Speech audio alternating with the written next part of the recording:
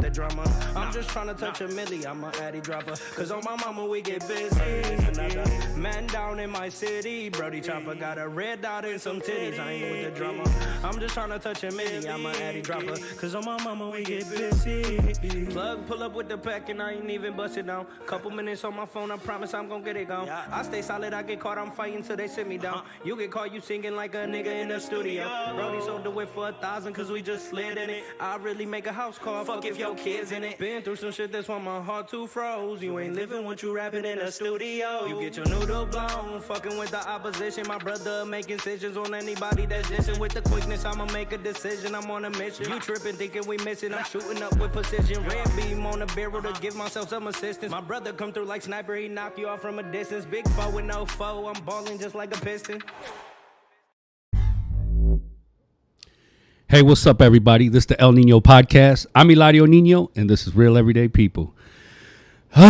So Friday was all the way live. Thank you to everybody who came through, who came, supported, and participated in the El Nino Podcast Summer Bash, first annual event for me. I did it because my birthday is in December, and everything that I do always happens in the wintertime. And I was like, man, I want to be able to celebrate something in the summertime. You know what I'm saying? So I came up with the idea to have a summer bash, man. It was completely successful. A lot of good people there, a lot of good vendors. Thank you to everybody who, came through, shared their time, and everybody made some money. You know what I'm saying? I mean, Hibachi Me, everybody sold out pretty much. So, that was a blessing, man. And that's really what I'm all about. It's all about supporting, people from the community, small businesses, and just being able to bring people together to have a good time. So thank you to all the artists, everybody who came through. The dunk tank was awesome. I swear these kids was kicking my ass. I feel like they was trying to drown me, but it was all fun, man. And thank you to everybody who volunteered to also be part of the Hood Celebrity Dunk Tank. So today I got a special guest today, man. Good brother. I love sitting with him, building with him, learning from him. He's got a great story to tell. So I hope all you guys tune in and learn something from him as well. But without any further ado, this is my man Dani Hourani, man. What's going on, brother? My man Eladio, thank you so much. My man. It's a pleasure to be here today. Thank you so much. Listen, I'll tell you what, I attended your summer bash, and it was everything that you say it was. It was literally just a spectacular time of family fun and entertainment. It was just a great time, man. I really enjoyed it. The hibachi was excellent. I just can't tell you no better. It was excellent. So thank you for having me here today. I feel honored. Always a pleasure to sit with you and talk and kind of cut it up, man. No, absolutely, man. You know what's so sad about it for me and my wife is she was working the booth. I was hosting the event. I didn't get to try no birria tacos. I didn't get no hibachi. I didn't get no elephant ears. I didn't get to try no Mexirico cocina food. Like, I didn't get to do nothing, bro. I didn't get to enjoy the festivities because I was so busy hosting, but I could feel the love. I could feel the vibes. It was a meet and greet for me. You know what I'm saying? But it was dope. I loved it. You know what I'm saying? And we'll do it again next year for sure, man. And I loved having you there, bro. You know what I'm saying? Like, it was really dope. Family friendly, so there was no excuses, for anybody. Although I got to say, one of the artists' song was a little bit strange, but we'll let that one pass. But I did see you go down to the dunk tank. I swear, no sooner you sat up there, them kids knocked you back down. I told somebody, I said, "Hey, man, check on him, man. He's gonna be all right. He looks like he's breathing kind of heavy in that tank. So check on my man. Man, he's a little heavy. Me and Marty were worried about you. We were like, wait a minute, man, what's happening with my man? Man, I'm fat as hell. You know what I'm saying? I was like a Dunkin' Donut. I'm tell you what, man. It was a great time. It's always a pleasure to go out there to that center. I really love what you guys do there in Southwest Detroit.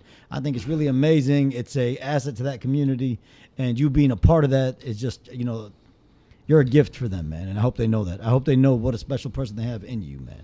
Thank you, brother. I really appreciate that, man, for sure. And I believe they do. You know what I'm saying? I believe they do, and that's why they give me the opportunities to utilize the space, you know what I'm saying, and help me on my own projects like my podcast, Nice. So it's dope, man. But yeah, them kids was kicking my ass, man. They couldn't get enough of dunking me, bro. I'm glad I only had a little half-hour slot. I said they trying to drown me for real. You know what it was? They were getting you for all them times you got to stand on them, and giving them all them lectures. Hey, you can't do this, you can't do that. They were like, man, we're gonna get him back for all them lectures he gave us. So and then my mom came. She was throwing her balls. So, you got to be a heckler a little bit to make it fun. So I'm heckling my mom, talking about the arthritis in her hands. She got mad as hell, went up there and just got the pushing the button. You never heckle mom. Do not ever heckle mom. Nope, because she going to one-up you, that's for sure. Yes, she got down on me. But tell them a little bit about yourself, bro. Who you are, where you from. Doing? My name is Dani Hourani. I am the Director of Community Development for Team Wellness Center. We are the largest mental health provider in the state. It is a pleasure. We are the preeminent mental health organization here. And I'm going to say the whole state. We're basically a Wayne County based organization. I'm also a board member for the National Sheriff's Association Ignite program. Ignite is a program within the county jails that is a reentry program. And I'm on the national board, which is kind of ironic because you think about it, 2 years ago, I was sitting in federal prison serving a life sentence.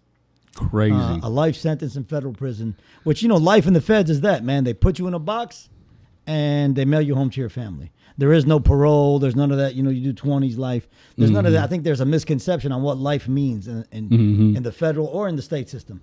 Life is life, man. They put you in a box and they mail you home. Thankfully for me, about 2.5 years ago, I was granted compassionate release by my judge, Honorable Bernard Friedman. Judge Friedman's an amazing guy. 2012, Judge Friedman became part of a program that I created in federal prison.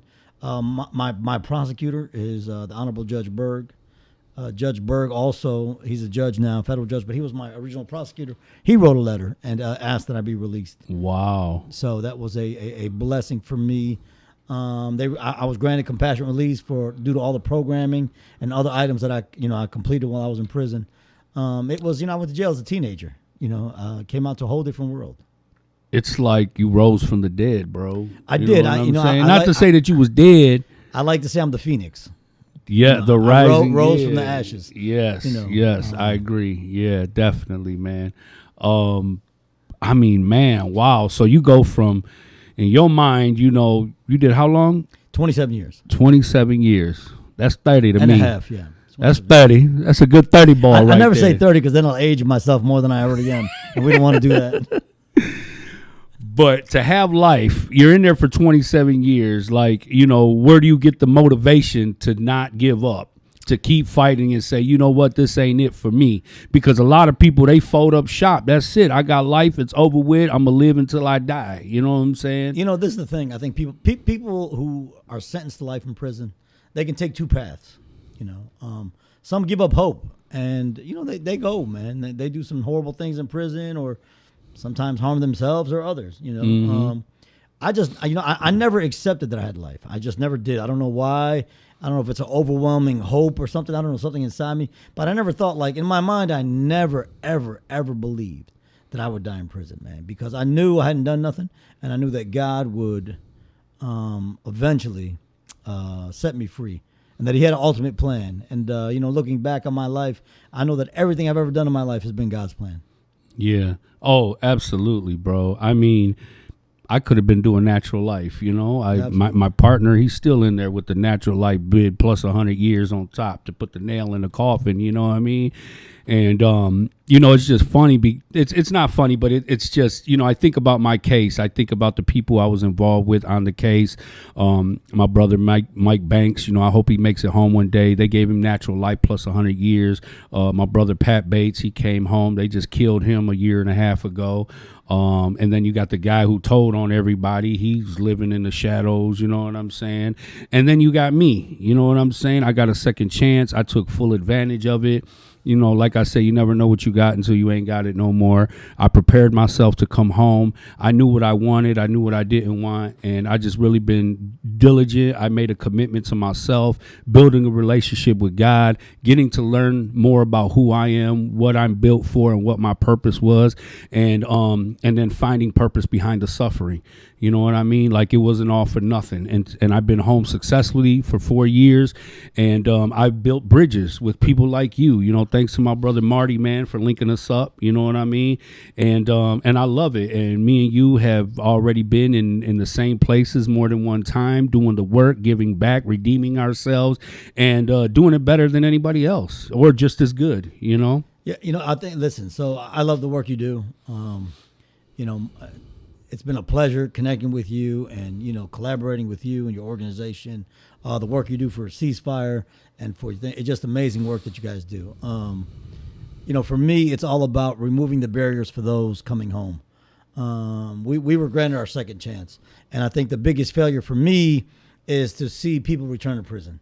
And so, but I know it's not as easy. It was easier for me. I have a great family. My family is the greatest blessing of my life. And when you ask me, how was it that you did so well in prison? Because I had an amazing family.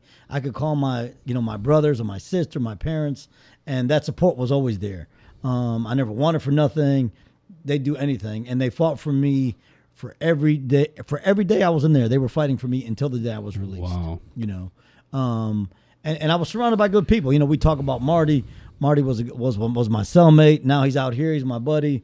I'll tell you a funny story. When I first came home, a friend of mine that I know my whole life, he'd seen me talking to some of the guys I knew from inside, and he said to me, "Hey, let me ask you a question, man." We were driving, and I said, "What's up?" He said, "Why do you still, talk to all them people from inside? Like, why don't you just leave that part of your life behind? You're out now. You're starting new."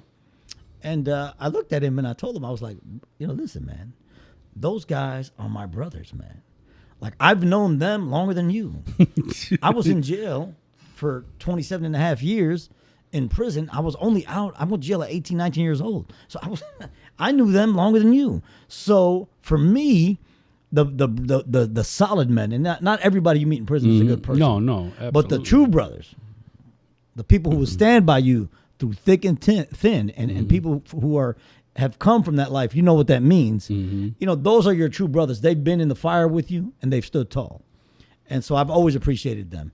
And they know they can call on me, and I can call on them at any time. And so, now seeing them out here succeeding, successful, seeing you. How much time did you do, Eladio? I did 17 years. So 17 years. So when you came out, what was your biggest hurdle? My biggest hurdle was really just finding my place, because when you transition back into society, it takes time. You go through a mental transition, an emotional transition, a spiritual transition, a physical transition, and just wanting to find your place, having all that energy. Sometimes it makes people uncomfortable, I came home, I was 40 years old, but I still felt like I was 22 years old. Like when I went to prison, it was like my life was on hold. Yeah. And when I got out 17 years later, I still had a very youthful spirit, you know what I mean? But I was just committed to building a healthy life for myself and building on a solid foundation, keeping good people around me, people who were conducive to my well-being, people who cared about me, But I came out with that mentality. I pre-prepared myself prior to getting out. I know a lot of guys that said, well, when I get home, I'll start working on things. And I'm like, brother, if you can't work on things now and in here, you definitely ain't going to be able to do it out there because the world is full of temptations. When you're talking about women, drugs, alcohol, money, all that type of stuff. If you're not disciplined and you're not focused and make a personal commitment to yourself and have a personal connection with God, I feel like you're setting yourself up for failure, Yeah, I think, so in prison, they released me because of all the classes I taught in prison and the programming that I did. I created 12 different reentry classes. Wow. I created a cognitive behavior class called 3 Steps to Success. It was a 15-week class. And I used to tell guys all the time, man, you got to start programming today like you're going home tomorrow, even if you got a life sentence, because you just don't know what tomorrow holds. And so that was important for me going in, getting my degree from Indiana State University. I'm very proud of it. Those are the things that allowed me to prepare myself for today. People ask me all the time, like, man, how did you get out? You were out. You've been out 2.5 years. Now you're a director for this company and all that. But I literally just came home and hit the ground running because I already felt like I was behind and I wanted to catch up. I think, but what's important is, and I always try to tell guys that are coming home, there are certain obstacles you're going to hit. And it's very important that you know that when you hit those obstacles, it's not just you. It's not just you. It's everybody who's done an extensive amount of time, 10 years or more. You're going to have the same emotional state you're going to come home to. When you're driving in the car, you're going to hold on a little tighter in the beginning. Bro, I kept falling asleep. Every You know? time I jumped in the car, I fell asleep like a baby, bro. I swear. People Yeah, are like, are you yeah. on drugs? I'm like, no, bro. I'm just not used to being in a vehicle, you know? No, man. I remember the first time I drove with my brother. He had a truck. My brother likes to drive big pickups. And I just remember grabbing that. Like, I felt like he was going to flip the car. I wasn't sure. So it wasn't until there was a friend of mine.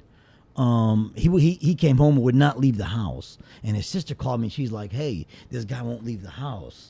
Like, what do we do? And I'm talking 6 months, 8 months after he'd been home. Wow. So he barely went out of the house. So That's I called deep. him. I was like, listen, we're driving up to Flint to see some other friends from inside. They're having a barbecue. I'm going to pick you up, and we're all going to go up there. And I remember driving down, like going to 75 North, and he just, I'm, switching lanes, and he's holding on really tight. And I'm looking at him, and I'm like, hey. He's like, oh, you're going a little fast. I said, bro, I'm doing 70. That's the speed limit now. When we left, yes, it was 55, but it's 70 now. I don't speed. I'm not in a rush to go anywhere, man. Last time I was in a rush to go anywhere, I ended up with life in federal prison. So now I'm not in a rush to go Absolutely. nowhere. Lesson So, learned. yeah, but that's the important thing is you have to understand it's not you, because if you don't know that it's not just you, you might think something's wrong with you. And that's when people start to backslide. And so that's one of my concerns that I try to address with people. A lot of people didn't really know what to expect. They thought that they were getting the old Eladio. They knew, Chaos. That was my street name, Kaos, Chaos. So, people didn't know, was Chaos coming home? Like, what's Eladio on? Where, what's he up to? Even my own family, they're like, this guy spent damn near 20 years in prison. Like, I noticed they're watching me, my behavior, how I speak, how I interact with people, things like that, because they're like, he's been in a place that clearly impacts your, your behavior, your mental health, state, yeah. all that type of stuff. And, but my family they were relentless with, showing me love and support. And like you, bro, I was blessed to have that, and, I ended up catching a dope case when I was in prison, and I caught it when I only had like 2 years left, bro. And that's when I realized that I had more work to do, because I kept finding excuses to keep selling drugs. You know what I mean?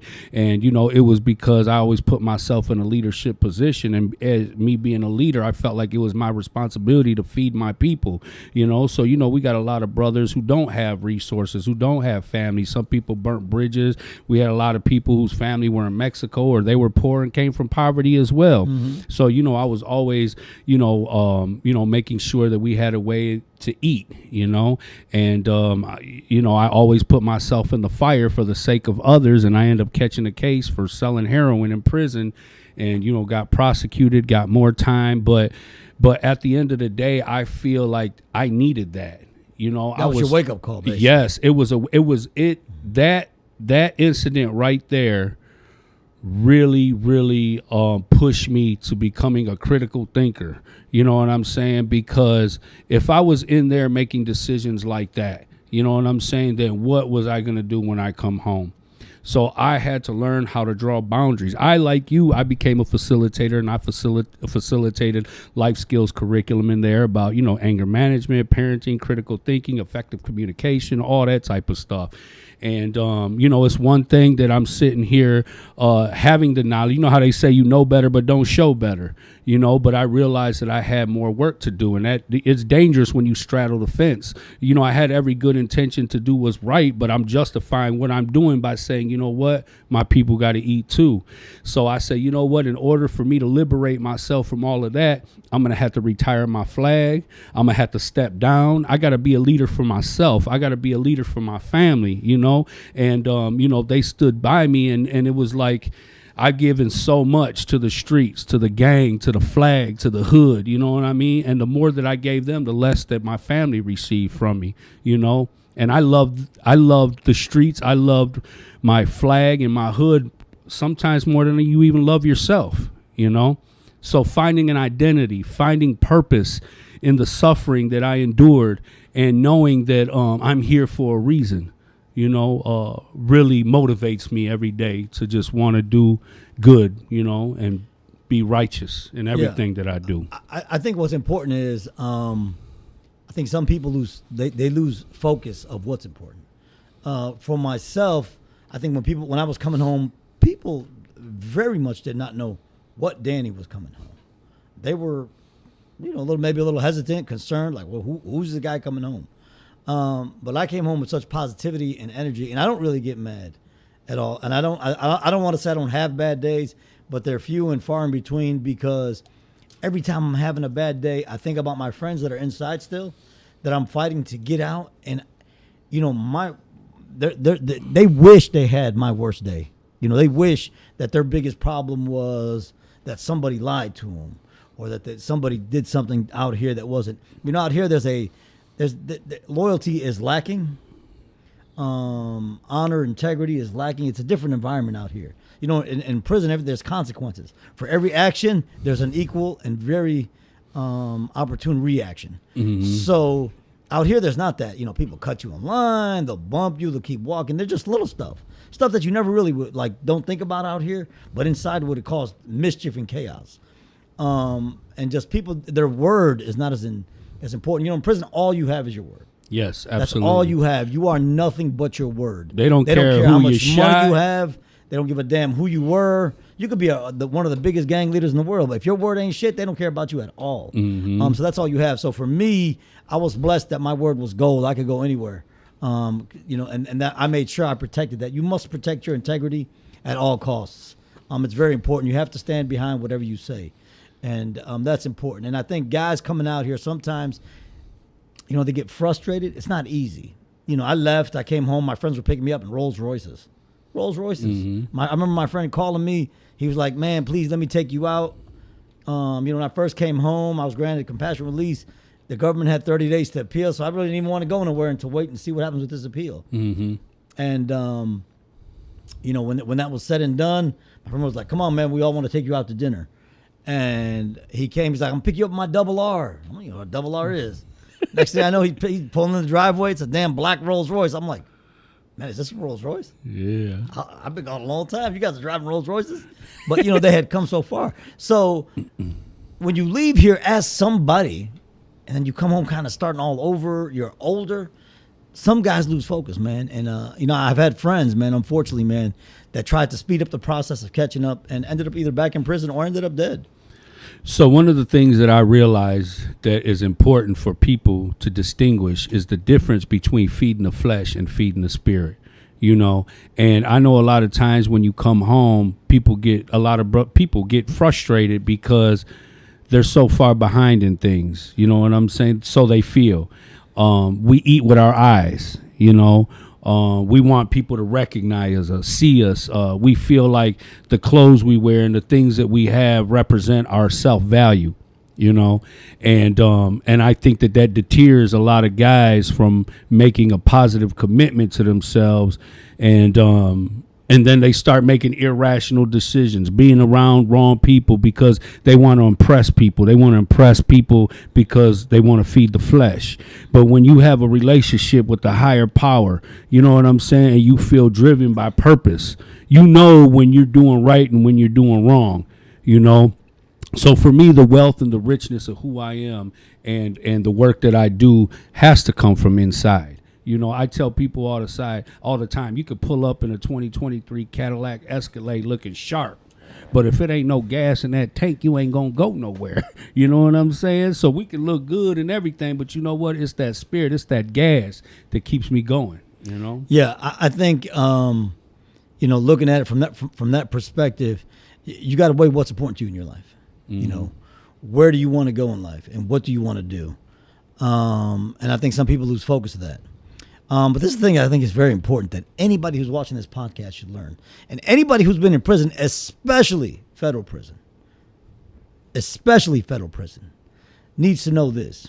The dope game is dead. Everybody is a snitch. Everybody is telling.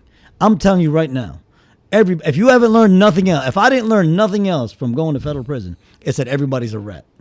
They're going to tell. There's people right now that I know that walk around like they're straight dudes, and I'm telling you, I got their paperwork. It's not pretty. These guys are just, it is what it is. You have to understand that concept, that people are going to tell on you. If you're in the drug game, you're going to get told on. There's only two ways that the drug game ends. You're either going to die, get killed, or you're going to end up in prison. There's no if, and, or bets. This is not a movie. We're not talking about something where you ride off into the sunset. Nobody's riding off in the sunset in the Not not even Carlito Brigante got to do nobody's riding off into the sunset. And that's important for all the young kids to figure. Don't listen. I got friends that are rappers, very high profile, and they'll be the first ones to tell you, man, it's just music. It's just music. Don't believe the hype. My brother is a oral surgeon. He's more successful than any person I've ever met. Great kid, spectacular. He put in the hard work, and now he reaps the rewards. And that's what you got to put the work in. If you put the work in, you'll get the rewards. And you know what's crazy is growing up, it was always the little people telling on the big people. And now I come to realize that the big people are telling on 100%. You know what I'm saying? That's how the feds work, though. See, the feds got smart. They don't do like, let me catch the little guy and work my way up the ladder. They just grab the top guy and let him tell all the way down. And see, that was one of the reasons why I had to step back from everything, because I wanted to be fair and impartial. I wanted to make independent decisions to be able to socialize and not have to discriminate or hold grudges against anybody. Because as long as I'm carrying my flag, that means I got to abide by a certain code of ethics and rules that I was raised with. You know what I'm saying? But if I'm going to be able to move forward and build bridges and be able to network and not discriminate or judge anybody for their decisions, you know what I'm saying? I had to fall back from it. You know what I'm saying? I love my people. I love my hood and everything that I come from. But right now it comes down to self-preservation. And it's about me being able to be successful and give myself the life that I deserve and to be able to be the asset that I am to everybody unconditionally. You know? Yeah, I think that's important. For me now, my focus is just on reforming the system. People say the criminal justice system is broken, and that's a big fallacy. The criminal justice system is not broken. The criminal justice system works exactly how it was created. It was created to incarcerate minorities, lower income individuals, and others. It was created to punish those who are mentally ill. Instead of getting them treatment, they put them in prison. This is how the system. What's broken is the criminal justice reform movement. That's what's broken, because you have individuals in charge of these movements that have never done a day in prison. And you cannot, people come to me all the time and say, hey, I want to talk to you about this, because I'm very knowledgeable on the very subjects. And the first thing I'm going to ask them is, how many justice-involved individuals are in your organization working in the top echelon? I'm not talking about the bottom. I'm talking who's at the top of your organization that's justice-involved, that has personal life experiences, because this is not something that you can educate. This is not something you can go to college for and learn. Criminal justice reform is led by those who have been justice involved. They know, we know what's wrong with the system, and we are the only ones that can fix it. And that's what's important for me. So I know how the criminal justice, people tell me, I tell them the system's not broken. It's operating just how it's supposed to work. That's how they designed it. They designed it to incarcerate minorities, Hispanics, African Americans, low income individuals. Mm-hmm. They designed it to over incarcerate them. Look, I'm not one of them guys that says let everybody out. There are some people that need to be in prison. They better not drive down my street. They better not come near my nieces and nephews or any of them. Mm-hmm. They need to be there. They are not safe for society to function. There's something wrong with them. You know, they said, what's old boy that was the sexual predator at MSU? Something Nasser. Yeah, he got stabbed. They said they just butchered him in the feds. So in the feds, they hunt that group of individuals. They are, if you're in a higher security level, there's an echelon, there's a stratosphere even in prison. There's a social stratosphere, and those individuals are at the bottom of that social stratosphere, very much disliked. So even there's a hierarchy, and they fall at the bottom end of that hierarchy. I mean, that's who everybody eats off of, you know? So me personally, I was in conflict with that because, but, as a leader, I had to take, other things into consideration, the needs of the people. But like, when brothers would come to me like, hey, bro, let's slide, bro, the $50 to $100 list. Every store, he got to come up with this, that, and the other. And, coming from somebody, bro, who was sexually abused as a little boy, to come to prison and then live in an environment where you got sexual predators, you know what I mean? And pedophiles and stuff. And so I felt like, I would hate if to know that this person can come to prison and live luxurious because he has money. You know what I'm saying? He can buy his way through because he has money. So for me, I took it personal and I wanted blood. They couldn't be on the compound. I didn't care. I could only govern my own people. So if you were Latino or you were, from our community or our neighborhood, I had a zero tolerance for that. But the people were like, man, you running off all the money, bro. Like every like they didn't even unpack their bags. By the time they hit the compound, it was a wrap already. Yeah. But guys are like, man, you chasing off the money. Like we could be, taxing them, bro. You know what I'm saying? And I struggled with it. But as a leader, I had to make a mindful, be mindful of their needs. So I said, okay, we can start, taxing their ass and making them pay, But it was hard for me to live with because I just felt like they needed to get that ass toe up every chance they get, I don't want to even touch that subject. I'll just say this. All money isn't good money. I'll just say that. Mm-hmm. All money is not good money. I agree. I agree. But, I think for me today, talking to you, because I know your work, I want us to focus on what we can do. Where do you think the difficulties lie for those coming home, and how can we improve upon them? What needs to change from your perspective, from what you've done? What needs to change to improve the chances of those coming home? So I'm a board member for the National Sheriff Association's Ignite program. Ignite is a reentry program that started in Flint and Genesee County. It was started by Sheriff Swanson. It reduced the violence in the jail by like 96%. It reduced staff on inmate interactions, negative interactions by like 93%. Guys are coming out being more successful, but more importantly, guys are going to prison having obtained a GED or working their way towards a GED, getting life skills and other things, and going to prison with the intent to program rather than intent to fight. And that's important for me because I've seen guys who've gotten to the penitentiary and they've either been very angry or very, pro-program. And those are two different people. And so I'm proud to be a board member, especially on the national level, for that program. Absolutely. So I like that. I always like to say the numbers don't lie. Mm-hmm. So we know if you obtain an associate's degree while you're incarcerated, your recidivism rate drops from 60% to 10%. Mm-hmm. If you obtain a bachelor's, it goes to 5.6%. If you obtain a master's while you're incarcerated, you have a 0% recidivism rate, the rate of return for prison. Mm-hmm. So I think focusing on increasing education within the prisons is important. That's an important aspect we need to focus on and push the politicians on, hey, how can we focus it? And also on a state level, we need to start laying the groundwork. And I do a lot of work with a lot of politicians, as you know. Yeah, absolutely. I talk to them all the time on that. I just had a conversation yesterday with some senators on laying the groundwork for guys coming home, taking away things like, if you have traffic violations from 5-10 years ago, no guy should come home and still have a traffic ticket from 10 years ago holding him back from getting his license. If you had driving without a license 10 years ago, that should not stop you today from obtaining a license, because I need to employ the people coming home from prison, because if we don't employ them, they're going to eventually return to something to feed themselves, like you just said. Absolutely. So we have to remove these minor barriers, and they're not partisan barriers. This shouldn't be a partisan issue. I shouldn't have to say, well, only the Democrats support it or only the Republicans. This is a human rights issue. Mm-hmm. This is a human rights issue. It's a community issue. All these people are coming home to your community.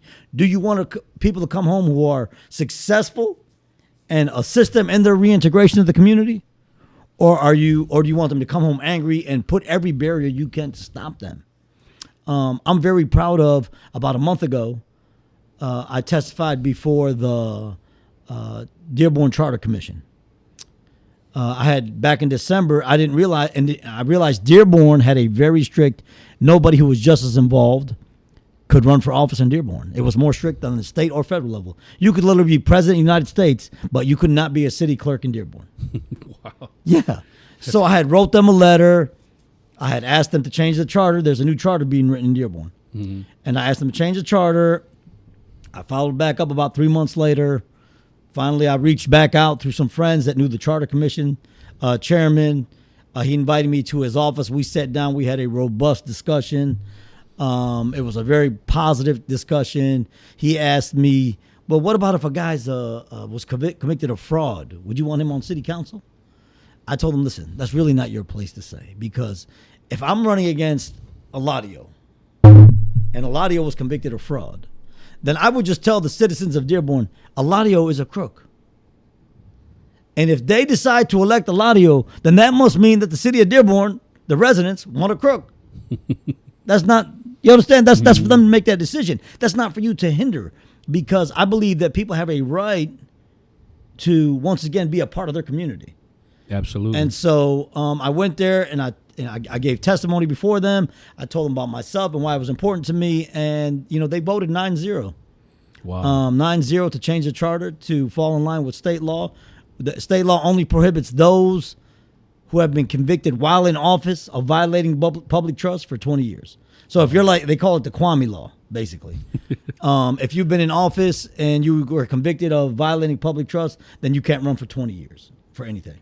Wow. That's how the Michigan law is. Okay. And I think that's fair and just, because if you've already been in office and you're a crook, well, buddy, you've lost your right to be it, So one of the things that I'm working on right now with the Urban Research Group is implicating as part of the intake procedure, because once you leave your respective county, you go to Jackson, where you go do intake. They do evaluations on, mental health, education, all that type of stuff.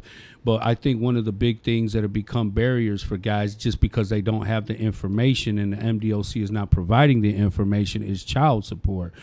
Guys are going into prison for 10, 15, 20 years, and they never write a letter to the friend of the court to stop stop being charged, for child support. So then they get out 15, 20 years later and they owe $40,000, $50,000, and then they come home and they're trying to get a job, and you got jobs that are paying peanuts, especially if you're a felon. So how are you supposed to come home and you got all this debt on you? You're trying to pay that. You don't even have enough money to make a living for yourself. When you're trying to get on your feet, you're trying to get an apartment. That's another barrier, being a felon.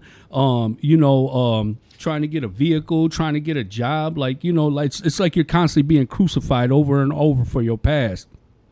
So what I'm trying to do is incorporate, and when you go through quarantine, that they just ask the question, do you have child support debt? And if you do, give you the information to your respective friend of the court in your county, so that they can write the court and say them, hey, can you please stop charging me for my child support, and send them a proof of incarceration to say, hey, I'm going to be locked up until 2040. You know what I'm saying? So there's no sense in that. And then not only that, say I got blessed, because when I went to prison, I always grew up around a lot of older people, you know what I mean? And it was the same way when I went to prison. I always hung around older men, and they asked me, you owe child support debt? So they gave me the game. He was like, here's the form. He was a legal beagle. Here's the form. Fill this out. Tell them, that you're incarcerated. Send them proof of incarceration. They'll stop charging you. And then prior to me getting out, they were like, hey, why don't you write the friend of the court and ask them to forgive your debt? And they did. They forgave my debt.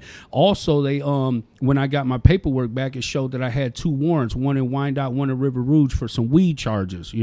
I wrote them, and they automatically, they forgave it and said, don't worry about it, it's done. So I came home to a clean slate, but it's because I had the information, because somebody took time to educate me. But I think that this information should be given to everybody, you know what I'm saying, to get that same type of opportunity and get that fresh start. And then another thing is the resources. They gave me a whole pamphlet of resources for me to utilize when I got home, but half of the resources and information that I had was outdated, didn't exist. Some of the phone numbers didn't exist. And I'm like, man, my family helped me get through the 17-year bid. I don't want to come home and be a burden to them, but I did want to take full advantage of every opportunity that was there for me to be able to, prosper a little bit. I mean, I couldn't even get bus tickets, bro, like nothing. You know what I'm saying? I didn't get any help other than from my family, and then me just staying committed and got me a job. I went to the DHDC. I shared my story, and they gave me a second chance. You know what I'm saying? Like, who's in a hurry to hire somebody to mentor kids who just served 17 years for a murder case? You know what I mean? So I think, first off, you're probably the best person to mentor those kids. because you have not only just the street credibility, but once again, you have the personal experience that can't be taught. I mean, if I hire somebody with a bachelor's degree to go in and mentor some kids who doesn't know anything about the streets, those kids, they're going to see right through him. We treat, at my company, I created a partnership with the federal probation to treat returning citizens who have mental health or SUD concerns. And, I picked the therapist personally because there's only, the guys that are coming home can see through. You got to have a certain swag to talk to guys coming home from prison. You have to have a certain connection, a certain, you got to be authentic in a certain way. You just can't be, in a certain aspect, too clinical. They're not going to like that. They're going to associate you with a prison psychologist, and it's going to be a huge failure. But it's ironic that you talk about the child support issue, because before I came on this show, like everything else I do in my life, I actually said, let me do a little research because I don't know what is the El Nino podcast. And so I watched our friend up here who talked about his child support issues and the $64,000 that he owed. So the conversation I had yesterday with the politicians about laying the groundwork, that was part of the conversation. Part of that conversation was we need to remove that barrier to this, this child support issue. But I don't really think guys should have to write a letter and stuff. Listen, everybody that's in prison, there is a long list of, I can look up anybody in state prison right now and know they're there. They can run a roster of every single person. So the courts, the friend of the court who have, if these individuals, they should run that roster against the names they have. And if they see they're incarcerated, they need to immediately suspend their payments. Guys should not come home. Again, these are unrealistic expectations. A guy who's done 20 years, like the individual that was on your show, and came home, and now you tell him, hey, you owe me $60,000, $70,000, and then but I want you to succeed, and I want to pay you a job that pays $15 an hour, buddy. That's good. That's a recipe for disaster. And then when he fails, we blame him rather than the system. The problem I think with the MDOC and the federal system is too many young men are coming home uneducated, not trained. Let me tell you something. If the MDOC was to train every individual in the MDOC right now to be a plumber or an electrician, they're going to make more money than me and you. And you. Yeah. And let me tell you, I know that because, I've had to hire plumbers and electricians to do work for me. And, buddy, they are not cheap. They are not cheap. I had an electrician do some work at a house the other day. I swear he might have been there an hour, maybe an hour and a half. I got a bill for $600. I'm like, $600? I want your job. Let me get your job. Yeah, definitely. But that's literally they have to send them home with some type of training. You can't keep sending guys home with nothing, no education, and you don't have to send them home with a doctorate degree. I'm not telling you to send them to college so that they become professors. College isn't for everybody, but send them home with a skill. I don't care if it's cutting hair.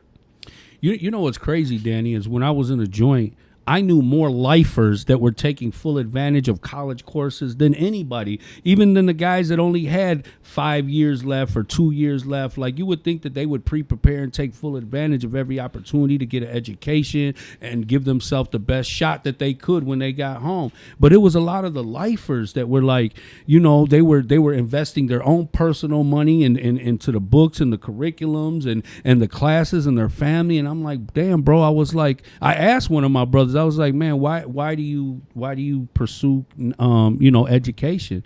And he's like, if that door ever opens for me, I'll be ready. You know what I'm saying?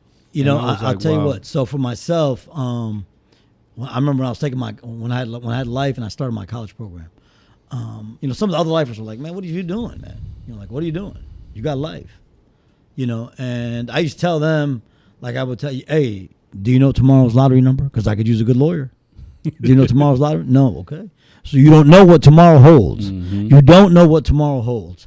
And so, again, for myself, I always loved educating myself. I love to read. All I did in prison was read. I studied law. The motion was 49 pages. I wrote a 49-page motion that got me out of prison. Wow. I wrote motions throughout my incarceration. I actually filed a motion and lost it 1 month before I won this motion. We were locked down during COVID. I remember them coming to my cell and handing me my legal, thing, and it was a 2241 motion I had filed, and it was denied. And I sat there in my cell, and every time you get denied, you kind of get a little bit down, like, damn. Absolutely. Because I thought for sure I was going to win that motion. But God intended for me not to win that one. He had a different plan for me, and it was to win this one. So when I filed that motion, I wrote the motion. I sent it to my attorney. He he reformatted it a little bit in his way, and then he's the most spectacular attorney there is, Steve Fishman. Steve, we had oral arguments, and I can remember I was sitting in a cell smaller than this space here.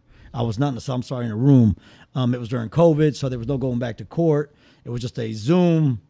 And, I remember being on the Zoom, and I was on the phone, and they were all there, and they were talking, and they had the oral arguments. And Steve just, he just hit a home run out of the park, and the judge right there on the spot. Usually the judges say, I'm going to take it under advisement. And that judge said, hey, I'm ready to rule right now. And I was like, oh, man, what's going to happen right now? And he said, before I give my reasons, I'm just going to say right now this motion is going to be granted. And, man, I just about fell out of my chair, man. I didn't know what to do, man. I just didn't know. I literally walked into a room with a life sentence and walked out with immediate release. Wow. And it was just the most – and every time that I get upset, and there's times out here that will upset you, but every time that I'm really upset, I think about that moment. And I think about how I felt. And I think about the first phone call I made was to my sister. My sister's the most amazing person ever. And I called my sister, and she answered the phone, and I was like, hey. And she was walking, saying this prayer. There's a, Islamic prayer, they say. And she was saying it, and she was walking. And I called her, and you're not supposed to call. You're not supposed to dial the phone yourself. So in 27 years, I never received no incident reports. I just stayed out of trouble. Wow. So that was one of the reasons the judge granted. He said that's a spectacular by itself. Mm-hmm. That's an extraordinary and compelling reason. Because that's what I was granted under extraordinary and compelling reasons. When I hung up the phone, I said, I'm about to break the rules now. And I picked it up and I called her. And she answered the phone, and I was like, it's over. She's like, what? What do you mean? I said, it's over. She's like, what's over, the hearing? I said, no, it's over. I'm done. I'm coming home. And you know what she told me? Don't play with me. I told her, man, I would never play with you about that, And it was just an amazing thing, for me. I bet she to be was able to so share that emotional, bro. I bet you. Yeah, everybody was, man. I still sometimes get, I never cried. I'm about to cry. I've never like, cried. fuck, man, I've damn, never bro, cried. that's the real shit, I man. just never. I it's didn't about cry. damn Listen, time. When they gave me life, I didn't cry. And when they let me out, I didn't cry. But I've always felt an overwhelming joy, and it touches my heart, man, to remember that moment. So whenever I do get upset, or I have a bad day, or things don't go just like I like, which are sometimes, you get frustrated. Out here is frustration. You're going to deal with different, whether it's work or your personal life, you're going to be frustrated. I like to focus on the good things, and that's Absolutely. what I like to do. And so, I just, I just think that that's truly amazing. And not only that, not only did you get yourself out of a life sentence, but you have helped other people get up from under their life sentences too. Yep. So it's like, man, God has his hand on everything. And, I believe God works to people through people. So you will suffer, you will endure things, but these things are going to educate you, and they all serve their purpose. And not only were you able to get yourself out, but you were able to help other people to get out as well. I knew some legal beagles that was like, you know what, bro, I've accepted the reality that I'm never going to get out of prison, but I'm going to live the rest of my life in here helping everybody that I can get out of prison. You know what I mean? I used to tell guys, anytime you go to federal prison, within the first 30 days, you'll have to do what's called A&O, which is admissions and orientation. So when I got to the one prison, I was teaching all the classes. I was the only guy, other than staff, that would close out and talk to the guys. So basically you had the warden would come, the deputy wardens, the associate wardens, the captain, all department heads tell you what they had. And then I was the closer, and I would come out and say, I'm here to convince you to do something you should want to do anyways, which is, basically improve upon yourself. And the best way I can tell you this is to tell you about myself. I'm 25 years into a life sentence. I've gotten my degree from Indiana State University. I've completed 300 other programs. I've, created 12 classes in this. And I used to tell the guys, people ask me, like, why do you spend all day in education teaching people? And I say, well, really, let me tell you guys, I'm using you.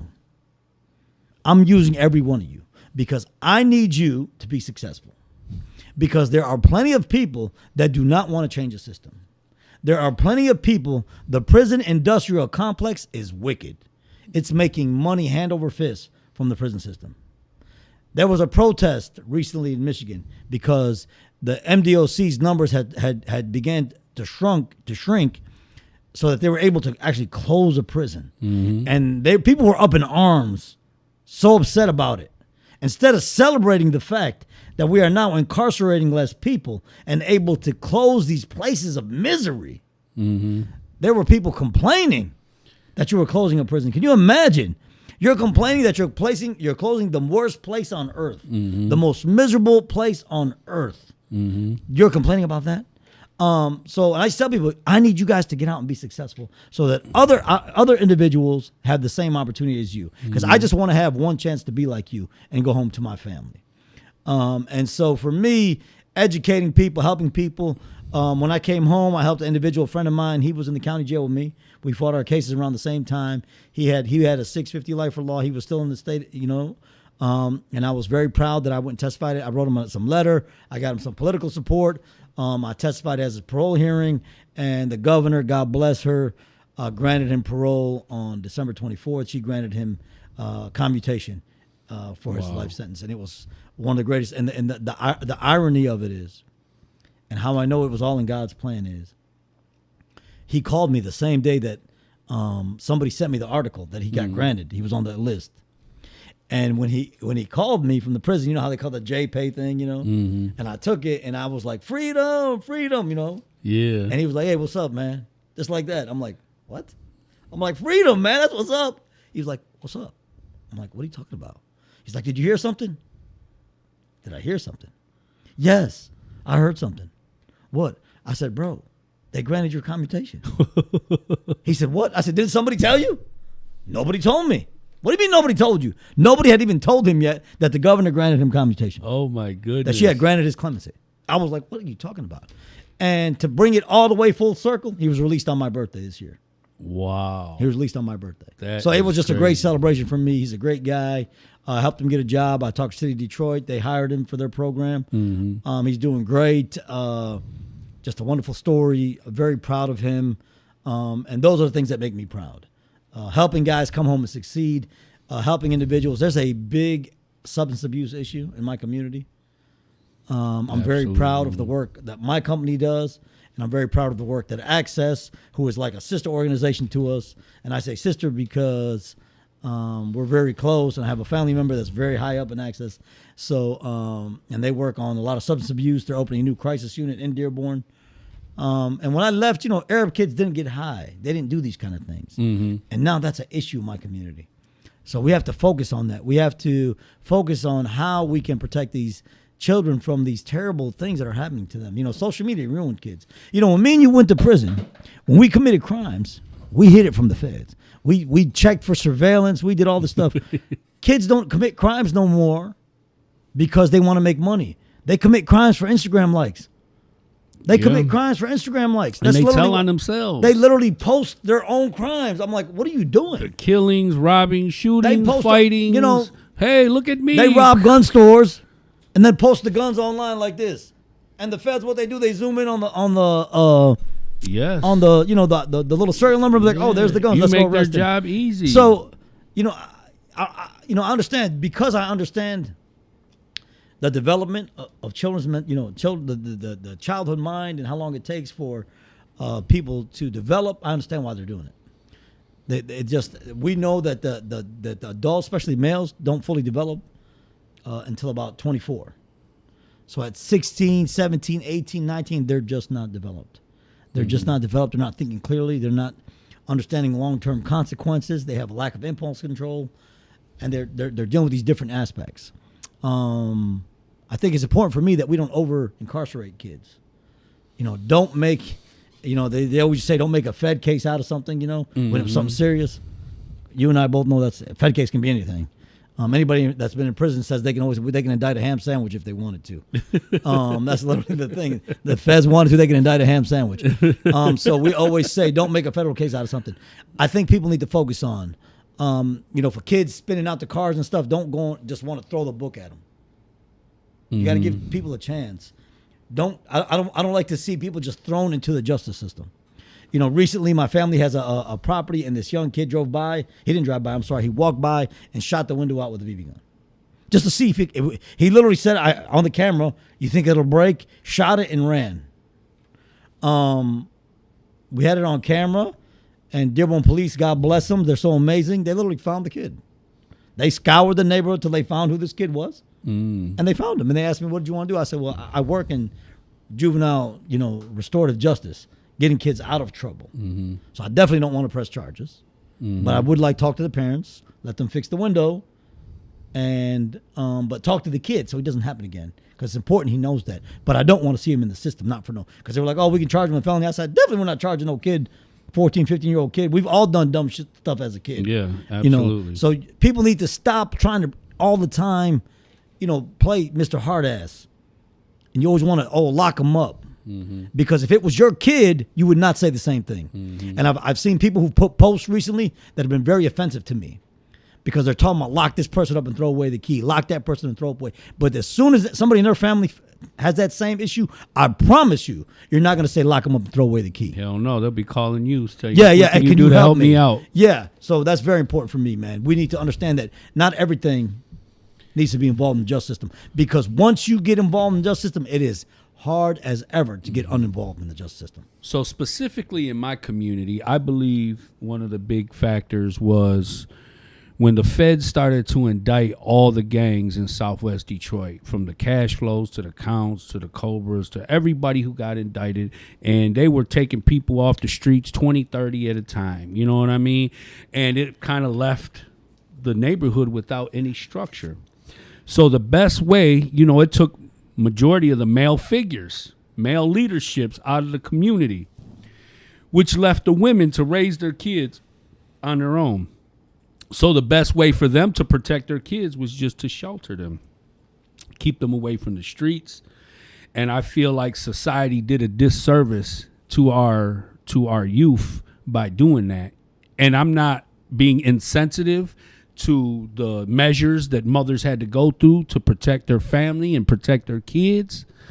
But when I see youth today who don't have social skills, who do not have communication skills, who have anxiety when they're around people, like, that is not the purpose in which God created humans. You know what I'm saying? God created us to be able to live amongst ourselves and to rule the earth. You know what I mean? And so I believe that, the RICO and all them indictments, I believe they made a huge impact in the shift in society and in urban communities. Another thing that I believe in is that I believe that they need to start teaching life skills inside of school. Instead of talking about the history and social studies of things that happened 100 years ago. You know what I'm saying? Like, let's talk about what's going on today. And I tell people all the time, like, even when I was in prison, I was watching all these new younger people coming into prison. And I mean, these guys didn't even have the decency to say, please, thank you, or excuse me. You know what I'm saying? And then a lot of them were really like drug addicts, bro.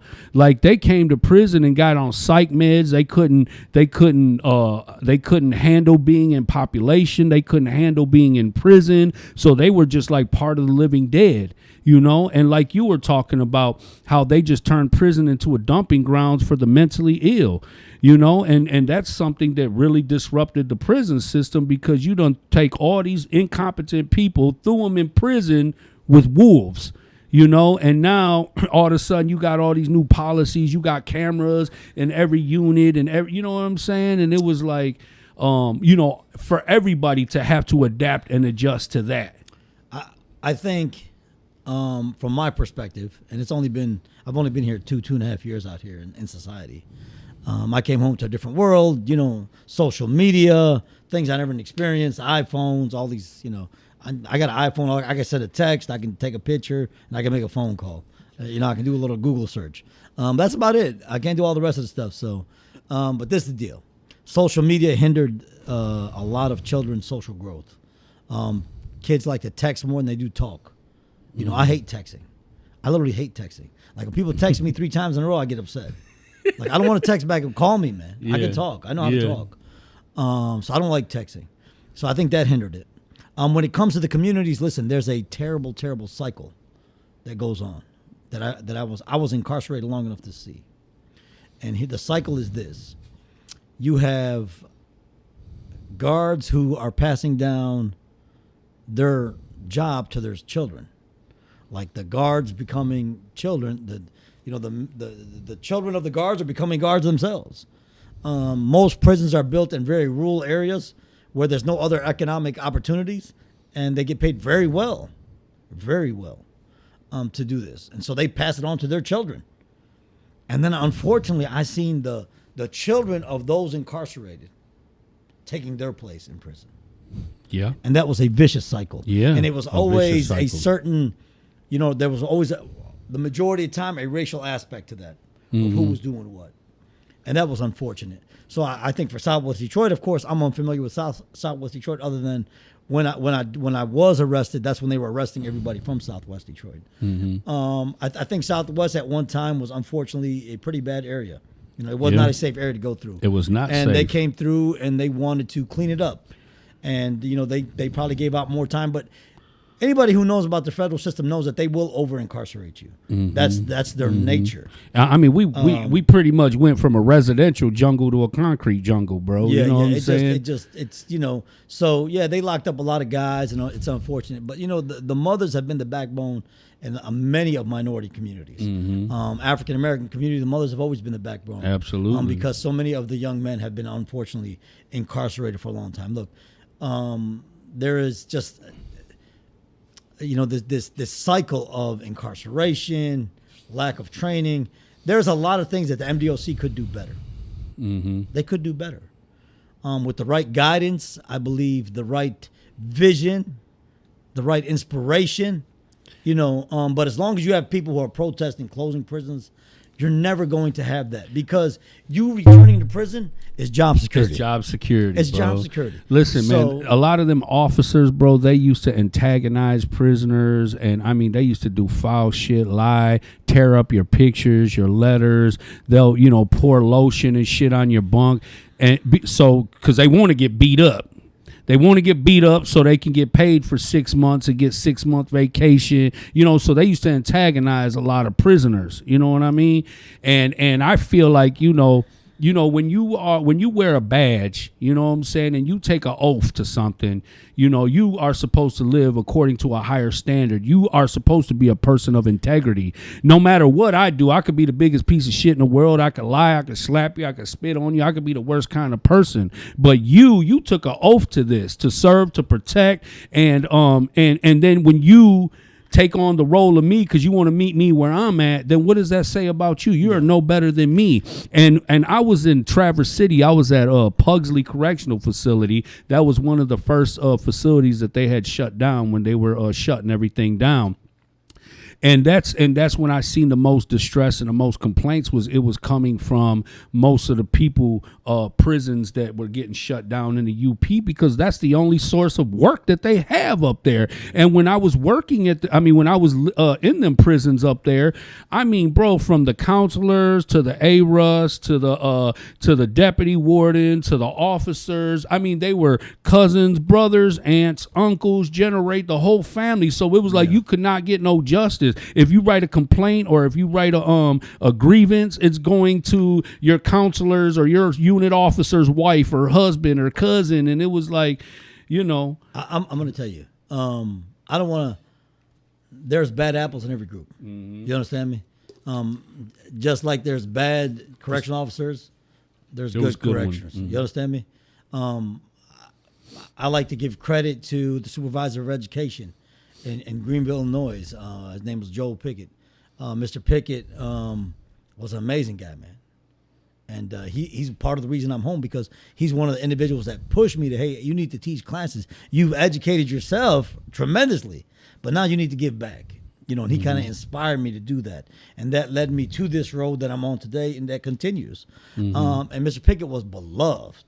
Beloved. And let me tell you how much he was beloved. there's a SORT team in the federal system. They call the Special Operations Rescue Team. They're supposed to be like the hostage rescue, or if somebody takes over a unit, the inmates, we can take a prison over anytime we want. We outnumber them 100 to 1 anytime, but we don't do that. But if God forbid that did happen, these are the people, the specially trained, that would go in to get that unit back or do whatever they had to do. And I remember one of the guys that was on the SORT team. He worked in rec, and I hung out with rec a lot. And he was a good dude, and we used to laugh all the time and stuff. And he said, "Man, I've told my team that if something ever happens to me and I get taken hostage on the yard, don't come get me, because you guys might shoot me on mistake. I want you to call Mr. Pickett. I don't care if he's retired. Call him and tell him, because he can walk in the middle of the yard in a full riot and say, 'Give me him,' and they would turn me over to Mr. Pickett, because he was respected. But why was he respected? Because Mr. Pickett would do anything to help a guy. Stuff that had nothing. He's had education. You could go to him and say, 'I got a detainer down here in Alabama.' And if you had a detainer, you can't go to the halfway house in the federal system. You can't go to the halfway house. Okay. Just even if it's a traffic ticket, they won't let you go. So he would call. He'd pick up the phone. "How y'all doing? My name's Joel Pickett. I'm from here, the Federal Correctional Institute down here in Terre Haute, in Greenville, Illinois. Yeah, I got this amazing young man here in front of me, and I'm trying to send him to this program. But you guys got this little old traffic ticket and blah blah blah." And he'd be like, "Oh, yeah. What? I just need you to drop it. You could fax it right here to my office." And he'd give him his fax number. They'd fax it to him. He'd walk it down to R&D and say, "Here, man." And that's power. That's power. Just by being a good human. By being a good human. And sometimes the staff would tell him, "Man, Pickett, this isn't your job." And he'd say, "Well, somebody got to do it. Yeah. Somebody's got to do it." Yeah. And he was amazing. And I've always had the highest regard for that man. And you could ask anybody in the system about that guy. But you know what? Not one person will say a bad thing. Man. What I didn't like is when bad officers would influence good officers, because like I've had a bad officer and a good officer come in, shake my place down. Of course, the good officer is not going to go against the bad officer because they have their code of ethics. And if the good officer does speak up, they blackball him. So like their rules of ethics are no different from a street gang, No. So let me and they used to blackball them good officers. Let me turn it on you. And I'm like, well, where's the integrity at, though? Integrity. Let me turn it on you. Let me play devil's advocate. Come on with it. Okay, I'm gonna play devil's advocate. You was the leader of a gang? Yeah. Okay. So when you was inside, if one of your guys did something wrong or was doing something wrong and got into it, did you let him get beat up? Absolutely not. You would beat up, even if he was wrong. I would beat him up. No, I'm saying, we would beat him up. But if it happened, if it jumped off, you would jump in and help him. Yeah. You would defend him. You might whoop him later, like you just said. You might give him a violation later. But at that moment, you standing with him. Yeah. No matter absolutely. what. You understand me? Yeah. You're going to stand with him. I say all the time, look, man, if you're my friend, I'm going to stand with you. I'm going to whoop your ass later. But right now, I'm going to go with you. We're going to ride with you. But later on, you might, catch it. So it's no different for them.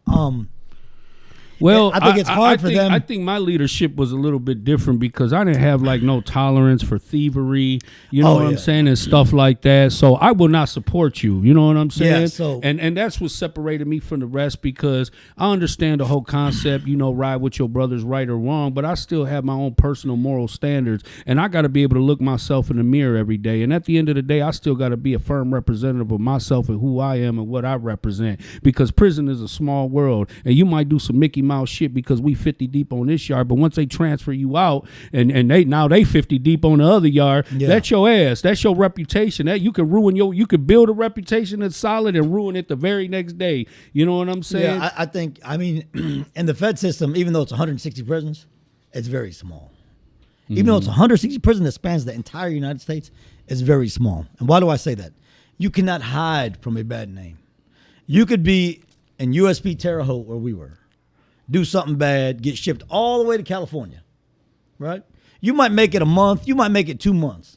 But in the third month, somebody's going to hit that yard and say, hey, dude did A, B, and C. Absolutely. Thievery and stuff. If you were from the Detroit, we're highly respected in the system because we're very honorable people. You weren't allowed to steal where we were from. They would put your hand in the door and break it if they caught you stealing.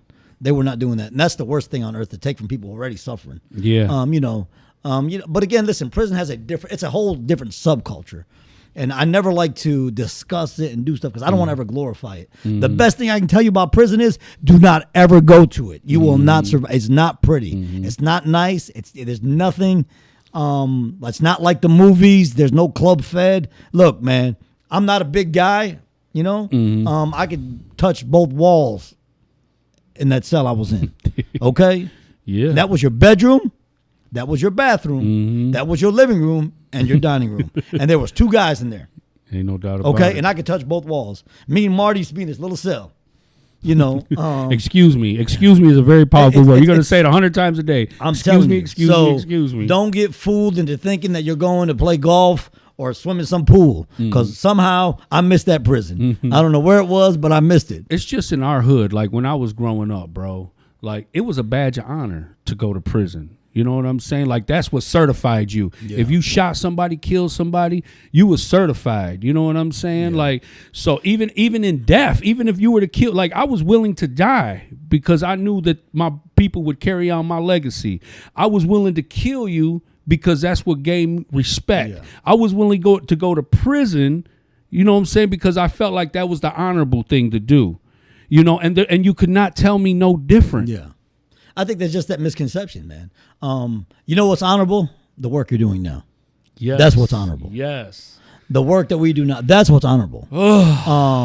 Changing the lives. I believe in the Frederick Douglass theory of it is easier to build strong children than fix broken men. Yeah. You understand me? Mm-hmm. So I need to make sure that no child takes the same road I took. I don't need to drive down. It's not. You don't need to take the trip I took. You might not make it. Everybody does not come home. I have a lot of friends, unfortunately, who have done time like myself, especially extensive time. 27 and a half years is not a joke. And that's not a lifetime. People don't even live that long. They have not done that well coming out. They've not adjusted as well. One of my good friends recently got out. He got out a little bit before me. Honestly, he fooled me, man. I thought he was doing great. Everything he ended up catching a huge case. He's probably going to get another 25 years, if not life. Again, and he already had life once and beat it. That's a heartbreak for me. I hate to see people go back to prison. I hate to see people fail. A good friend of mine, a great friend of mine, died, man, and I believe he died because he just could not get over the fact he left the streets as a millionaire. He was the man. Mm-hmm. He left as a millionaire. Went to the club, throwing money, driving fancy cars. Probably owned the club. Yeah. And then he came back home making, $20, $15, $20 an hour. That was not easy adjustment for him after almost 30 years away. It was a hard adjustment. Listen, ego. It's ego, bro. It's ego, but it's also it's just you got to understand it. It's a work in progress. So we try to work with people at my company. We try to work through these different, little obstacles you're going to face and these barriers you're going to run into. And we need to remove You know them. what my biggest barrier was now that I think about it? Tell me. This shit right here. Technology, phone, and it's still challenging for me, even though I'm doing way better than I was. Yeah. So when I got out, I just wanted to make all the right decisions. I wanted to put myself in the best position to be successful. So I signed up for college. Like you, I was in prison. I was very studious. I love to read. I love to do research. I take notes, all that type of stuff. So I assumed that I was going to come home and apply my studious skills and be successful. I was wrong. Everything is on a laptop. Everything is research. Everything is homework. Every subject you got, you have to do. I was so overwhelmed. Like I was proud of myself because I took advantage of an opportunity. I challenged myself, but it was because of that barrier of technology that discouraged me from wanting to continue in college. I did that one semester and I was just done with it because I couldn't keep up. Even when I first got out, people were like, "Hey, I text you, I called you, and I don't know what for because I don't know how to answer this shit." I damn near threw the thing on the floor. I'm slapping it up, down, swipe. So I said, "Oh man, I don't." So listen. First off, I'm sorry that you hit that frustration. I wish you would have got past it and finished and got your degree. Mm-hmm. There's the thing I learned about college. This is what I learned about college. It's not easy.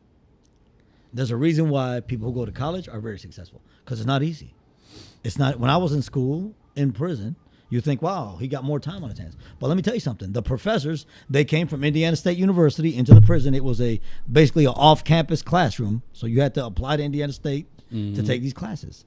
they thought the same thing that you thought, like, oh, we got all this time. So they would give us extra homework. Like, oh, you got free time on your hands. Well, everybody in prison has jobs and other things. And literally, this one professor, I remember her telling me, like, she'd give us so much stuff. And I remember her name was Dr. Reynolds. And I was like, Dr. Reynolds, like, when can I read my newspaper? And she's like, in 4 years, you can read your paper. Right now, you're going to do your assignment. You got this research paper, do this. You can read a newspaper in 4 years. You can read a book in 4 years other than, the class books. I was like, wow. But let me tell you something. When I read the research behind the reduction in recidivism because you got your education, I realized why that was true. It was true for two reasons. Of course, number one is if you get a degree, you're more employable. When you get out, you're more employable. If there's two people and they put a resume in, one's got a degree, one doesn't, you're likely to hire the guy with the resume, right? Mm-hmm. But it's the second part. It changes you as a person. You become more accomplished. You get some self-confidence. I watch guys transition from being like kind of slumps and a little lazy, to very proud students. Very proud. I remember after the first semester, I graduated 4.0. Wow. And I remember after the first semester when they give out the dean's list, you get this like paper. The other guys that didn't get it, they challenged themselves. They were like, man, next semester I'm going to get on the dean's list too. It ain't going to just be you. They challenged themselves. And that changed them as a person because it validated them. It made them feel human again. And that's what's important. Yes. You need to validate people and let them know, listen, this incarceration does not define your future. It is not your future. You define, this is the past. So leave it there and move ahead positively. So for yourself, the obstacles with these phones and all that. If something happens with my phone, I just give it to my nephew or my niece. They'll fix it. Hey, see what's up with this thing. Yeah. But I don't let that frustrate me because I know how to send an email. Mm-hmm. And I can attach files. Everyone, I can do the basic things that need to be done. That's what I'm saying. I can survive now. But we teach ourselves and we grow. And it's really not an excuse, but even though I'm not, educated, I have experience, and my experience for me has spoke volumes. I mean, I sit amongst people with master's degrees who are educated, who dedicated many years to their lives. You know what I'm saying? And still, my experience is not cannot be compared to the books that they've read and studied and things like that. So I feel pretty good about having real life experience. And I know it can be a barrier to my success as far as, pay and all that type of stuff. But I think the results, I'm still at the table. Look, let me tell you something. I believe, honestly, you're not giving yourself enough credit. And let me tell you why. You and I have been to a lot of schools to talk to the kids, okay? We've each given testimony to them kids on why they shouldn't do what we did. Shout out to Dawson Elementary. I've watched your testimony. I've watched the faces of those children when they hear you talk. The power and the word that you express about your personal story. When you share the most intimate, failures you've had with them kids. I've watched them. I sit back and watch them. We always watch each other. And the effect you've had on them is tremendous. You have definitely touched the lives of hundreds, if not thousands of kids through your testimony. And that is something that no school can teach. No book can help. And I don't care if you got a master's or a doctorate degree, they cannot do what you do for them kids. Because those kids, when they see you, they see themselves. They see a future. And when you tell them, man, I was just a little bit older than you when I went away. I was just like you. I was doing this. I was doing that. They understand the power and your sincerity. When I tell them, man, when they call me for these things, I cancel. I can have a meeting with the CEO of my company. If they call me and say, hey, we're going to this school tomorrow, I'll call the CEO and be like, hey, we're going to have to reschedule. Mm-hmm. Nobody takes precedent over them kids. Nobody. Because they are the future. They are what is important. Mm-hmm. And we need to protect them at all costs. We need to ensure that even when they fail, we don't give up on them. Mm-hmm. We help pick them back up, raise them, and try to help them. People need to stop trying to throw all these kids into the system for minor stupid stuff. There should be no child in the juvenile justice system unless he's done a horrendous crime. Mm-hmm. I'm sorry. There should be no 12, 13-year-old in a juvenile center unless they have done a horrendous crime, because those children's minds are nowhere near as developed. Nowhere. For real. I went through the juvenile yeah, system. It's very, and it made me worse. It definitely made me prison. worse. Listen, the juvenile system is gladiator school. Terrible things happen in them places. Yeah. I think it's worse than prison sometimes. So because there's no order. Because you're dealing with a bunch of who lack emotional intelligence, and they act off of impulse, and it's just a bad situation. A lot of them have a bad family history. They've had a lack of resources. I'm very proud to say my company has partnered with the state and the feds to create a juvenile restorative justice program that I'm so proud of. Shout out to Warren Evans, who took the vision to say, I am going to create a partnership with a community resource in order to ensure that these children have a second chance. Probably the best CEO in the country when it comes on the county level. So a big shout out to him. He just, Warren has always been willing to try something new. And so for us, for my company, that program, to me, I believe is going to be a culture change nationally. Nationally, not locally, nationally, when it comes to juvenile justice. Because we need to stop trying to find a way to keep these kids in the juvenile jail and rather find a way to get them out, get them into mental health, physical health, tutoring, mentoring, they need the full love. aspect They of need services. love. They need nurturing, bro. Yes. They need people like us who are genuine, who are authentic, who care. They need humanitarians. You know what I'm saying? People who truly love, love to love. You know what I mean?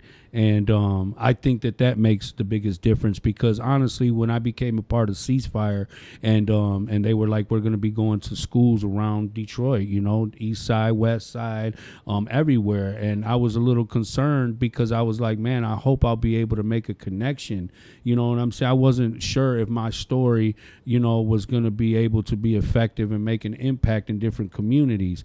And I tell you what, bro, I have definitely thrived when it had come to building with them youth out there. Like, I get their undivided attention. I mean, they come, they ask me questions, they give me hugs.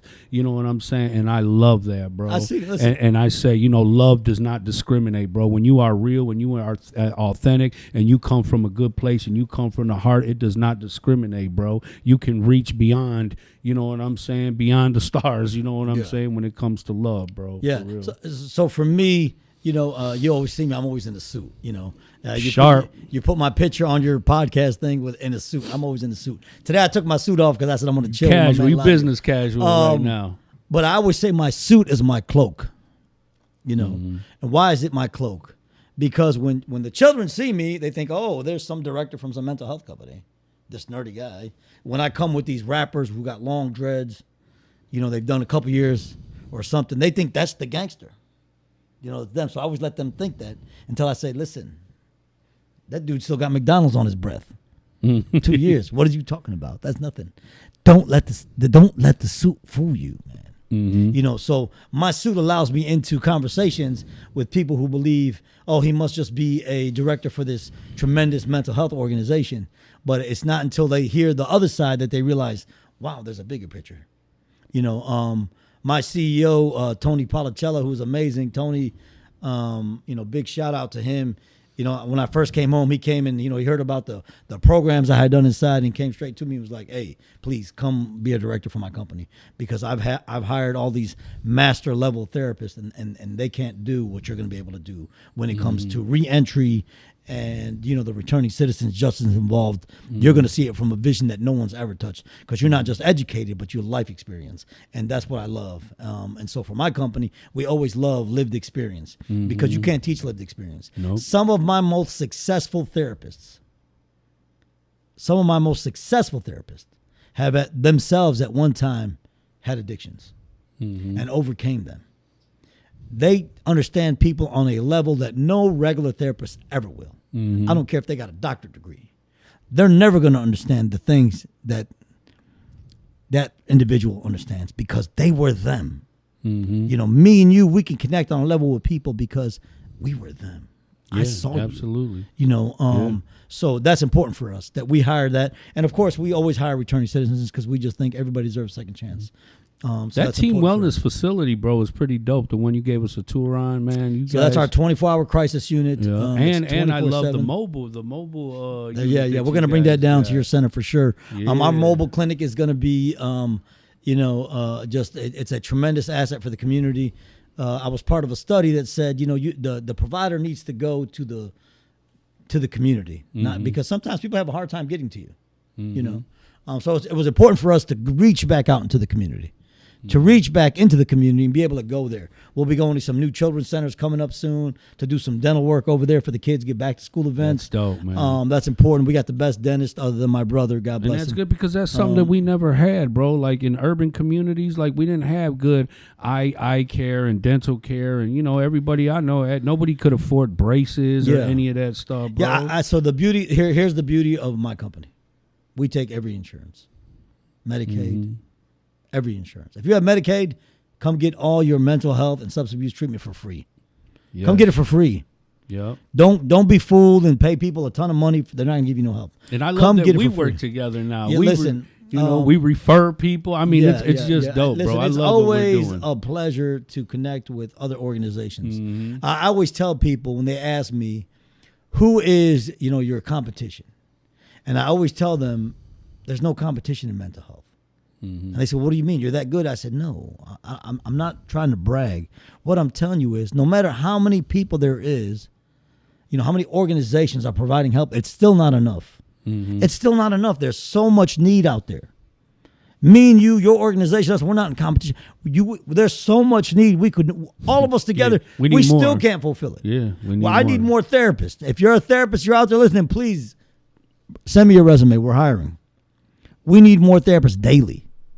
Children's therapists. COVID really hurt these children's, the way that they developed their social skills was tremendously affected. A lot of kids, school was that was the place where they could be their most. Now all of a sudden they're stuck at home, with their parents. This hurt them a lot. Yeah, I think people are underestimating. They're going to one day. Distress. They was under a lot. They're going to one day do a study on the mental effect, the educational development of children during COVID and realize just how terrible these lockdowns were. There are people who have breathing issues still. Like, I know people who have lost memory because of COVID. You're talking about the COVID brain and stuff. Yeah, but I'm just talking. I'm not even talking about the sickness part. I'm talking about the lack of opportunities to be in school. Some people missed a whole school year. Some people missed their graduation. They never had prom. Some kids, they missed so much different things. They learn different at home than they do at school. Their social skills. That's not even talk about the sickness. That's a whole different conversation at all. No doubt. No doubt. So tell me, Danny, what's the future look like for you, man? The future for me is, listen, I want to continue on this path of reforming the criminal justice system, making it more fair and efficient and effective. I want to increase, hopefully, for individuals, the opportunities that success upon release. That's important for me. I want to help my community overcome the unfortunate situations that it has in all the communities, not just anything. Young kids nowadays are affected, terribly by these terrible drugs. People are putting terrible things. They're dying left and right. I drive around with Narcan in my car. Yeah, me Narcan. Too. Me too. And sometimes young kids talk, and I hear them talking. I'll give them Narcan. Here, these. Yeah. You might need this one day. Yeah. Because, I think the most disturbing thing for me was, since I've been home, I've probably been to more funerals than I would care to recall. I can agree. I don't like to go to the cemetery too often. It's not my place. But I did go to the cemetery. One of my very, very, very, very, very young cousins, literally infant, was born with some birth defects and passed away. And I went to the cemetery for her burial. And it was the first time I had been to this Islamic cemetery. It's a new one. And I remember walking back, and I was stunned. That's the first time I realized how dire the situation was. At all the young people that were buried there. They had their pictures 18, 19 years old. I couldn't believe it. I was like, what is going on? And I started looking around, and it was stunning to me.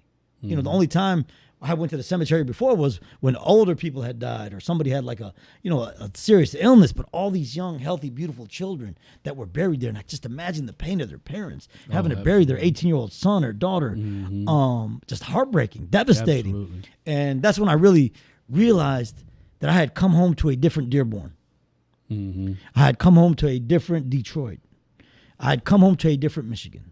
You know, I never did any time in Michigan. All my time in the Fed system was out of state. I was always down south. So if I sound a little country to you, forgive me. I was down south for a long time. But that's literally. So I want to hopefully, you know, we can keep doing the path. Our partnership continues to grow. We keep making a great effort to help this community. I love the Hispanic community. Southwest Detroit is the best food ever. I love going down there. And so, you know, hey, I'm looking forward to the next SummerSlam with Eladio. That hibachi truck hit right on. Yeah, Shout out to the hibachi truck. That shrimp was off the chain. Yeah, John Ortiz, what up, though, man? I still got that rain check on that meal, man. I'm ready for mine. But listen, Danny, man, thank you for coming through, man. Thank you for breaking bread. Thank you for sharing your story. I loved it. I mean, we could probably sit here for a whole nother hour if we wanted to, brother. But I'll tell you what, man, it was an honor to have you here. Thank you for blessing the studio. I look forward, to working with you in the future and all the good work and the impact that we're going to make on not just our communities, but the communities all around. You know what I mean? And, big shout out to Edward Martell, hashtag Mr. Not Guilty. Big shout out to my brother Zoe at LA Landscaping, and big shout out to Dani Hourani. Appreciate your sponsorship, and DR Concrete. Thank you very much. I appreciate you guys. Next Monday, we will not be having a podcast because it's mine and my wife's anniversary. So I'm going to take some time to spend some time with her. You know, I'm always very busy working and doing projects and things like that. So I wanted to secure some time to spend with my wife and celebrate, our 2nd year anniversary. But, everybody be safe out there. And when we come back the following week, we'll have another guest with a good story to tell and another lesson to be learned. So I'll see you guys. Much love. Thank you. Happy wife, happy life. Yeah. Go to YouTube, El Nino Podcast. Hit that subscribe button for me, man. Much love to you. Much love to the Legal Aliens Podcast. Everybody who's showing love, support.